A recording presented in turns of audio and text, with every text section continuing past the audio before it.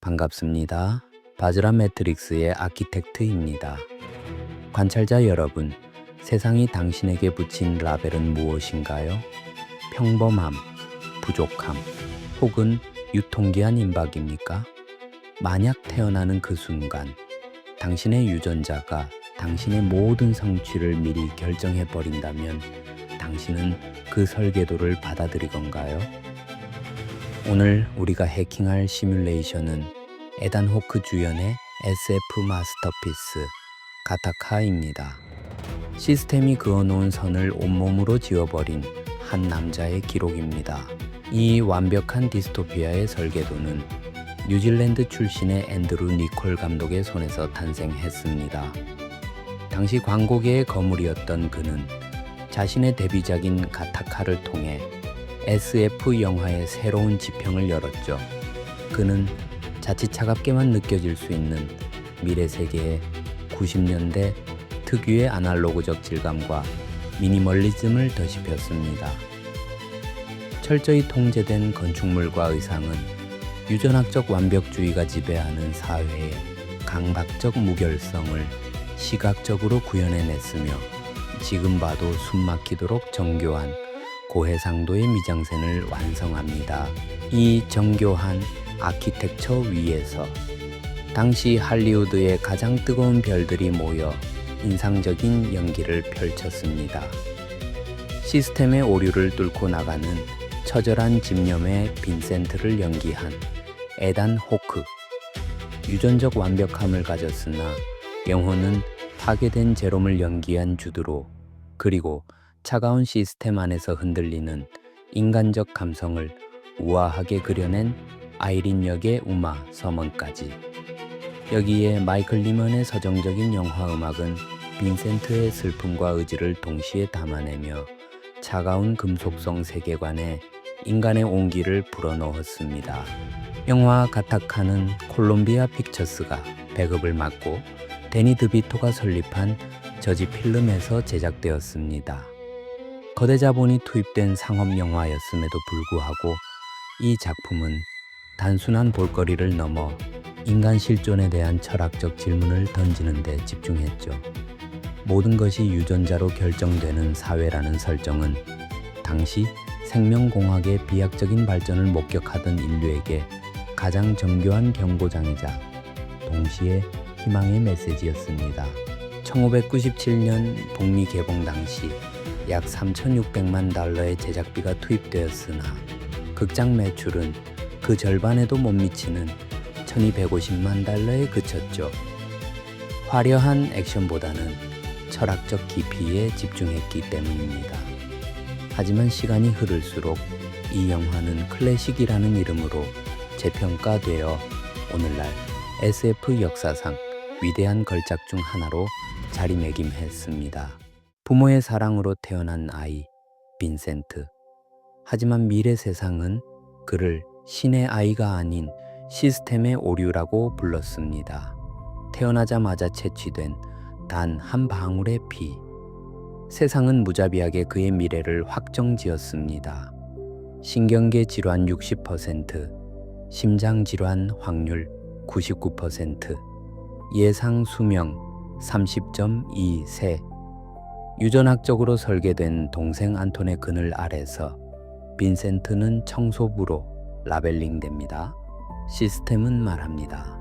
당신의 가능성은 여기까지라고. 하지만 빈센트의 가슴 속엔 시스템이 읽어내지 못한 우주가 있었습니다. 어느 날 그는 유전적으로 우월한 안톤에게 목숨을 건 수영 시합을 제안합니다. 모두가 빈센트의 패배를 예상했을 때 그는 수평선을 향해 끝없이 나아갔습니다. 겁에 질려 되돌아간 안톤을 뒤로 한 채 말이죠. 이제 빈센트는 스스로를 재설계하기 시작합니다. 유전적 천재였으나 사고로 멈춰버린 남자 제롬 모로우의 신체 정보를 빌리기로 하죠. 매일 아침 자신의 피부 세포를 독하게 긁어내 흔적을 지우고 타인의 피를 손가락 끝에 심어 검문소를 통과합니다.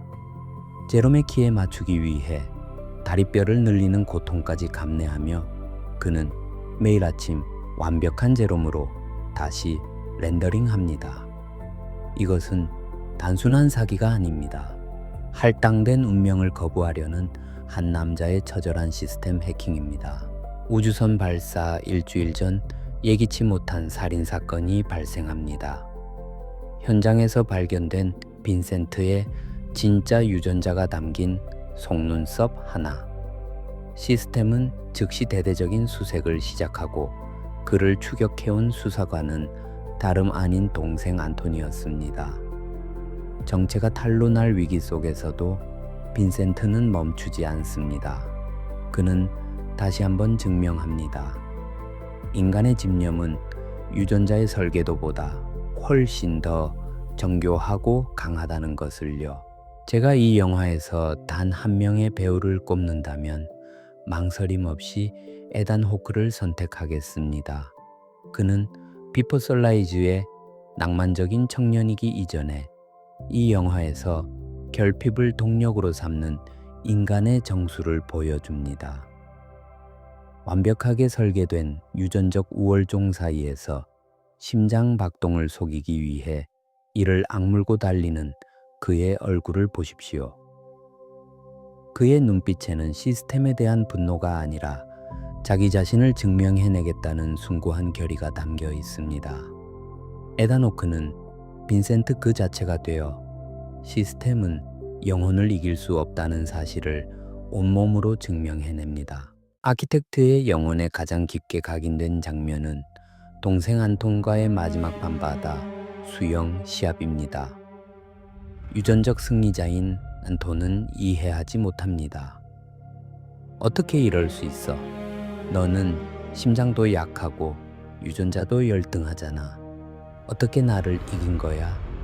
그때 거친 숨을 몰아쉬며 에단 호크가 던지는 한마디.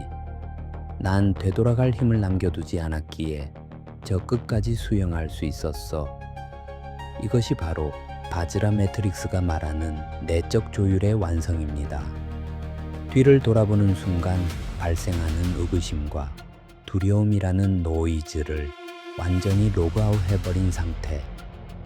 오직 목적지라는 하나의 데이터에만 자신을 동기화했기에 그는 물리적 한계를 초월할 수 있었던 것입니다. 그런데 에단 호크의 필모그래피를 따라가다 보면 이번에는 유전자가 아니라 시간의 굴레에 갇힌 기묘하고도 정교한 작품을 하나 더 만날 수 있습니다. 바로 2014년작 영화 프리데스티네이션, 한국명 타임 패러독스입니다. 닭이 먼저냐, 달걀이 먼저냐 라는 인과율의 딜레마를 이보다 더 처절하고 아름답게 렌더링한 영화가 있을까요? 이 영화는 자기 자신이 자신의 과거와 미래 그리고 존재의 기원이 되어버리는 이른바 타임 패러독스의 끝판왕이라 불리는 작품입니다. 가타카가 시스템의 오류를 뚫고 나가는 개인의 의지를 그렸다면 프리데스티네이션은 존재 자체가 곧 시스템이자 미로가 되어버린 한 인간의 비극적 아키텍처를 보여줍니다. 시간이라는 거대한 데이터의 미로 속에 갇힌 나를 마주하고 싶은 분들이나 혹은 가타카의 여운을 지적인 퍼즐로 이어가고 싶은 분들이라면 이 영화를 꼭 한번 감상해 보시길 추천드립니다. 당신을 괴롭히는 스펙과 인사고과는 현대판 유전자 판독기입니다. 하지만 에단 호크가 보여준 것처럼 우주의 소스코드의 비밀은 시스템이 주는 패를 거부하고 내가 원하는 우주를 직접 선택하는 데 있습니다. 빈센트는 자신의 심장 박동수를 조작한 것이 아니라 자신이 우주로 나가는 미래의 타임라인을 현재로 끌어와 동기화시킨 것입니다. 당신이 과거의 실패 데이터에 매몰되어 있다면 지금 즉시 그 배드 섹터를 리부트 시키십시오. 세상이 당신에게 할당한 저해상도의 데이터에 갇히지 마세요. 시스템이 규정한 당신의 한계는 결코 당신의 실체가 아닙니다. 당신이 느끼는 갈증과 혼란은 오류가 아니라 보이지 않는 우주의 질서를 읽어내려는 가장 정교한 감각의 증거입니다. 관찰자 여러분, 인생이라는 바다에서 에단 호크처럼 되돌아갈 힘을 버리고 당신만의 승부수를 던져보십시오. 밑바닥에서 시작된 그 간절한 선택이 당신을 새로운 평행우주로 데려다 줄 것입니다. 세상이 당신에게 부여한 그 어떤 주파수에도 흔들리지 마세요. 당신은 당신 그 자체로 이미 완전 무결한 설계도니까요. 지금까지 바즈라 매트릭스의 아키텍트였습니다.